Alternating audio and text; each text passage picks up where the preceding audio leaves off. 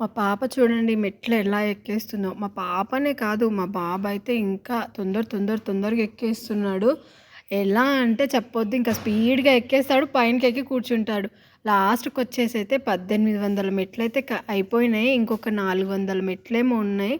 ఇంక అంతే. ఈ మెట్లను చూస్తే నాకైతే ఎక్కుతానో, ఎక్కనో అన్న భయమేసింది. ఎక్కను అనుకున్నా. మా వోడైతే "ఏంది ముసలిదానివి అయిపోయినావా అప్పుడే? ఎక్కవా అసలకి దేవుని మెట్లు ఇంత దూరం వచ్చి" అనేసి బెదిరించిండు.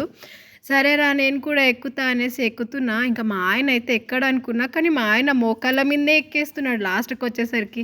అది చూసి నేను కూడా ఊరుకుంటానా? నేను కూడా 11 మెట్లైనా ఎక్కుతా మోకాళ్ళ మీద అనేసి నేను కూడా ఎక్కడం స్టార్ట్ చేసిన. కానీ దేవుడు నడిచిన దారి అంట కదా!